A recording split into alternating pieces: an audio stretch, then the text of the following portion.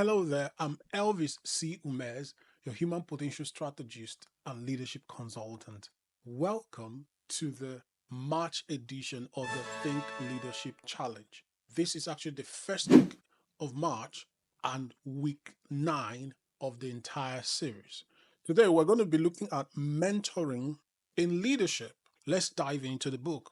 Any leadership without a deliberate mentoring plan for the young is making a step forward and 2 steps backward. Mentoring is required for continuity in leadership. Raise the people you're leading into potential leaders. You have to raise them, mentor them, share with them the life principles that has given you the results that you have. In doing that, you're able to sustain the progress of your leadership. For leadership to be sustainable, mentoring should be an inevitable and non-negotiable part of leadership process. Remember, the goal of leadership is to transform the people from who they are into who they ought to be in record time. It's not just about transforming them, but the deliberate effort is to ensure that you're transforming them into people who will take over from where you stopped. Because leadership in itself is an endless cycle of leaders raising leaders, leaders raising leaders. It's a vicious cycle. And to make that possible, you must have a mentoring plan. Just like a child is raised into a son, the pioneer leader has the responsibility of transforming the followers into fellow leaders, which determines whether the leadership will be sustainable.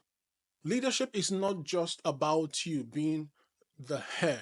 You must also develop a mechanism to make sure that the people you're leading are transformed into fellow leaders who will also repeat the same process. That's how greatness can be sustained. That's how every form of achievement can be sustained from one generation to the other.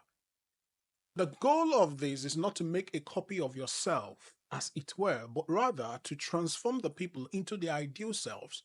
Because while principles are constant in the grand scheme of things, the methods you apply will be contingent upon your design. It will be contingent upon your outlook on life, upon your perspective on life, which will differ from the perspectives and outlooks of the people under your care. You have to let the people know that there is a journey you're taking them through to transform them into their ideal selves that will require that they follow and learn these principles. You have to lay them out. Mentoring in itself is a teaching learning pathway that the people who you're leading get to understand how life works based on what you figured out or based on the purpose you're meant to serve in their lives. So what's the challenge today? Are you mentoring the people you're leading? And what are your plans? Or does your plan succeed in transforming them into their ideal self so that they can take over from where you stopped? Give yourself to the process and you will see how things will turn out for good. If the message in this video resonates with you, please don't forget to like, share, and comment.